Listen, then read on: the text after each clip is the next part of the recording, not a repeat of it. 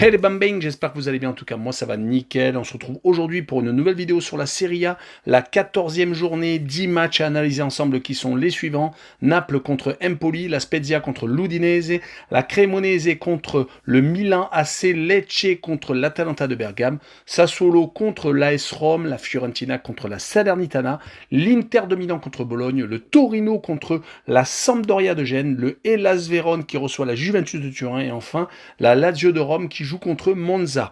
Mais surtout, n'hésitez pas à venir me rejoindre sur mon site VIP, l'adresse est sur l'écran et en description. Et également, n'hésitez pas à aller sur les réseaux sociaux Twitter, Instagram et Telegram où je donne une code safe et une code fun tous les jours, le petit pronostic, le petit pouce pour faire remonter la vidéo. N'hésitez pas également à vous abonner, on est de plus en plus nombreux à regarder mes vidéos, c'est magnifique. Allez, on commence par regarder un peu le classement. Premier, le Napoli qui commence à avoir beaucoup d'avance, qui a maintenant 6 points d'avance sur le Milan AC qui est second avec 29 points. Troisième, la Lazio de Rome avec 27 à égalité avec l'Atalanta qui est donc descendu d'un cran et qui a également 27 points. Cinquième, la Juve avec 25 unités. Sixième, la Roma avec également 25 unités. Et septième, l'Inter de Milan avec 24 points. L'Udinese se retrouve donc huitième avec 23 unités. En fin de classement, 16e, Lecce avec 9 points. Une autre équipe est à 9 points. Elle est 17e, c'est la Spezia. 18e, la Cremonese avec 6 unités à égalité avec la Sampdoria qui est 19e. Et enfin, dernier, le Hellas Vérone avec seulement 5 points. On attaque avec Naples qui joue contre Empoli. Naples marche sur l'eau, mais ça fait plusieurs semaines qu'ils sont dans cet état-là. Certes, ils viennent de perdre leur premier match en Ligue des Champions, c'était contre Liverpool, mais ils n'avaient plus rien à jouer car ils avaient survolé la phase préliminaire. Ils viennent de regagner un match très important en championnat. Ils se sont imposés 2-1 à l'Atalanta de Bergame. Ils ont maintenant donc 6 points d'avance sur le Milan AC qui est second. Mais le Napoli est vraiment très impressionnant à domicile. C'est que des victoires sur les 5 derniers matchs. Et à chaque fois, au moins 3 buts marqués. C'est vraiment monumental. Ils vont recevoir Empoli qui, de leur côté, n'ont gagné que 2 fois sur les 5 derniers matchs, toutes compétitions confondues, mais c'était à domicile et à chaque fois sur le score de 1-0. 2 défaites et un match nul pour compléter cette série. Et je vois le Napoli s'imposer 3-0 et je vois les deux équipes ne pas marquer, une cote à 1,85. On enchaîne avec la Spezia qui reçoit l'Udinese. La Spezia est 17e alors que l'Udinese est en train de rentrer dans le rang. La Spezia vient d'enchaîner 3 défaites consécutives. Leur dernière victoire remonte à une victoire en Coupe d'Italie contre Brescia. Donc ils n'ont plus gagné en championnat depuis le 17 septembre et c'était contre la Sampdoria. Sinon à l'extérieur, ils enchaînent les revers. Côté Udinese, 5 matchs sans victoire, 3 matchs nuls et 2 défaites. C'est beaucoup plus compliqué qu'en début de saison où ils enchaînaient les belles performances. C'est pour cette raison que je vois un but partout entre les deux formations, avec le away no bet et le match nul remboursé. 6 victoires de l'Udinese à l'extérieur pour assurer le coup, avec une cote à 1,73. Poursuivons avec la Cremonese qui reçoit le Milan AC. La Cremonese, un des promus, est 18e, donc en difficulté. Une seule victoire sur les 5 derniers matchs et c'était en Coupe d'Italie contre Modène. Sinon, ils ont fait 3 matchs nuls et une défaite lors des 5 dernières rencontres. Donc 3 matchs nuls, ce n'est pas non plus ridicule, mais le problème est qu'ils vont jouer contre le Milan AC qui vient d'enchaîner les victoires. Une seule défaite sur les 5 derniers matchs, c'était au Torino 2-1, mais ils étaient entre 2 matchs de Ligue des Champions, remportés à chaque fois sur le score de 4-0 contre le Dynamo de Zagreb et contre Salzbourg. On n'oublie pas que leurs dernières victoires sont tout de même assez accrochées en championnat d'Italie, comme par exemple le prouve la victoire contre la Spezia avec un but de Olivier Giroud magnifique à la 89e. Sur cette rencontre, je vois le Milan AC s'imposer 2-1 à l'extérieur. C'est d'ailleurs souvent leur score à l'extérieur et je vois le Milan marquer le plus de 1,5 but sur le match, une cote à 1,57. On enchaîne avec Lecce, un des promus qui joue contre l'Atalanta de Bergame. Lecce est une équipe très compliquée à jouer, comme le prouvent ses derniers résultats. Certes, ils ont perdu 3 fois et ont fait 2 matchs nuls seulement, mais les matchs nuls ont été contre l'Udinese, par exemple, et la Fiorentina. Et les défaites ont été assez courtes, comme celle 2-1 à la Roma et contre la Juve, où ils ont perdu que 1-0. Ils vont recevoir l'Atalanta de Bergame, qui fait partie du quatuor de tête, mais à domicile, c'est vraiment compliqué. 2 défaites consécutives, donc contre le leader et contre la Lazio. Heureusement, ils arrivent à s'imposer et à gagner beaucoup de points en déplacement, comme le prouve la victoire contre Empoli dernièrement.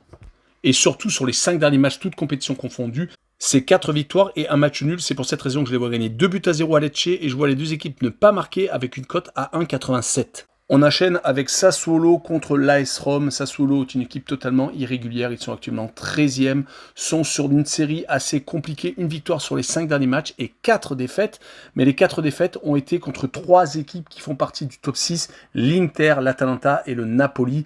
La défaite par contre Empoli est plus une déception. Le week-end dernier, ils vont jouer contre l'AS Roma qui vient de s'incliner dans le derby romain, qui a perdu 1-0 et qui avait pourtant redressé la tête avec 3 victoires consécutives, toutes compétitions confondues, 2 en Ligue Europa et une au Hellas Vérone. Il va falloir se ressaisir à Sassuolo, mais c'est un match où je vois les deux formations s'accrocher et faire un but partout et avec le away no bet et le match nul remboursé 6 victoires de l'AS Roma à l'extérieur avec une cote à 1,85. La rencontre suivante oppose la Fiorentina contre la Salernitana, deux équipes qui sont assez proches au classement avec un seul petit point qui les sépare. 9e pour la Salernitana, 11e pour la Fiorentina. La Fiorentina vient d'enchaîner 4 victoires consécutives, donc 3 à l'extérieur, toutes compétitions confondues, donc c'est vraiment une bonne série pour la Fio. Du côté de la Salernitana qui a eu tendance l'année dernière à se sauver à la dernière minute, miraculeusement certes, mais tout de même avec beaucoup d'espoir pour la saison à venir. Et c'est ce qui est en train d'arriver. Ils sont actuellement au milieu de tableau. Et sur les 5 derniers matchs, 3 victoires, un match nul, c'était contre la Cremonese le week-end dernier. Et une seule défaite, c'était à l'Inter de Milan. Mais sur ce match-là, je vois bien la Fiorentina continuer et gagner un 5 matchs consécutifs avec une victoire 2-1. Et je vois le moins de 3,5 buts sur le match avec une cote à 1,39.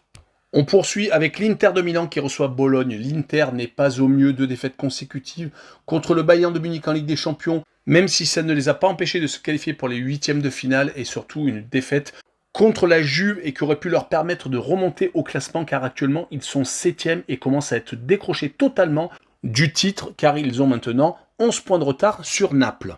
Mais il y a tout de même un point positif à domicile car sur les 4 dernières rencontres, c'est 4 victoires. Et à chaque fois, ils n'avaient pas pris de but. Ils vont jouer contre Bologne, qui de son côté est comme d'habitude au milieu de tableau en 12e position, mais qui reste sur 4 victoires consécutives, tout de même, toutes compétitions confondues, ayant rencontré des promus Lecce et Monza, et ayant réussi à remporter leur duel contre le Torino le week-end dernier. Ils avaient également gagné en Coupe d'Italie contre Cagliari. Sur cette rencontre, je vois tout de même l'Inter de Milan gagner 2-0, et je vois le moins de 3,5 buts sur le match, une cote à 1,57. On continue avec le Torino qui joue contre la Sampdoria de Gênes. Le Torino est au milieu de tableau. Ils se sont ressaisis pendant 3 rencontres au milieu de cette série de 5 matchs, toutes compétitions confondues. 3 victoires donc contre la Cittadella en Coupe d'Italie, contre l'Udinese et surtout contre le Milan AC, à chaque fois sur le score de 2-1. Mais malheureusement, ils ont rechuté donc ce week-end à Bologne, comme je l'ai dit un peu plus tôt. Et ils avaient perdu, rappelez-vous, le duel contre la Juventus lors du derby de Turin. C'était le 15 octobre. Ils vont jouer contre la Sampdoria de Gênes qui ne s'en sort pas, qui est 19e, qui n'a gagné qu'un seul match sur les 5 derniers matchs, toutes compétitions confondues, c'était à la Cremonese. 3 défaites à chaque fois sans marquer de but, ce qui est le plus inquiétant contre la Roma, l'Inter de Milan et la Fiorentina. Heureusement qu'ils ont gagné au penalty en Coupe d'Italie contre Ascoli, un club de série B. Mon pronostic sera en tout cas une victoire du Torino, 1-0 et je vois le moins de 2,5 buts sur le match, une cote à 1,73. On passe à l'avant-dernière rencontre, le Hellas Vérone contre la Juventus de Turin. Le Hellas Vérone est dernier du classement, ils ne s'en sortent pas, ont perdu leurs 5 derniers matchs, toutes compétitions confondues. Certes, ils ont eu des gros adversaires comme le Milan AC, l'AS Roma, mais les défaites à Sassuolo, à la Salernitana et dernièrement chez le promu Monza fait beaucoup plus peur car ils n'ont pas marqué de but en déplacement donc chez un des promus. Le pire, c'est qu'ils vont jouer contre une Juventus qui vient de se ressaisir avec une victoire très intéressante et très importante contre l'Inter de Milan, 2-0. Rappelons qu'ils avaient donné une très belle partition contre le Paris Saint-Germain, mais ils avaient certes perdu 2-1, mais tout de même, ils se sont qualifiés d'ailleurs pour la Ligue Europa. En championnat, sur les 3 dernières rencontres, c'est 3 victoires et à chaque fois sans prendre de but contre Empoli, Lecce et donc contre l'Inter de Milan. Je vois donc la Juve s'imposer 2-1 au Hellas Vérone et je vois le plus de 2 buts sur le match, une cote à 1,40. Et on finira avec la Lazio de Rome qui reçoit Monza. La Lazio est en train de faire un début de saison plus qu'intéressant car ils occupent pour l'instant la 3e place. Ils viennent de s'imposer dans le derby romain, ce qui leur permet de redresser la tête car ils restaient sur 2 défaites consécutives contre la Salernitana en championnat et contre Feyenoord Rotterdam à l'extérieur en Ligue Europa. Mais rappelez-vous surtout qu'ils avaient réussi à s'imposer à l'Atalanta de Bergame le 23 octobre. Donc c'est une équipe tout de même qui est assez solide à l'extérieur. À la maison, c'est peut-être un peu plus compliqué. 2 victoires et 2 nuls et une défaite contre la Salernitana, comme je vous l'ai dit un peu plus tôt. Mais ils vont jouer contre Monza, un promu qui n'est pas ridicule non plus, qui occupe actuellement une 15e place, qui vient de s'imposer une fois de plus à la maison contre le Hellas Vérone, et qui avait, rappelez-vous, gagné en Coupe d'Italie à l'Udinese, mais qui avait enchaîné malheureusement avant cette victoire contre le Hellas Vérone, 3 défaites consécutives. Donc je vois sur ce match-là une victoire de la Lazio de Rome, 2-0, et je vois la Lazio marquer le plus de 1,5 but sur le match, une cote à 1,67. Voilà, on en a fini avec cette vidéo sur la Serie A. N'hésitez pas à venir nous rejoindre. Un petit pouce, un petit commentaire et surtout abonnez-vous. Ciao les bambins!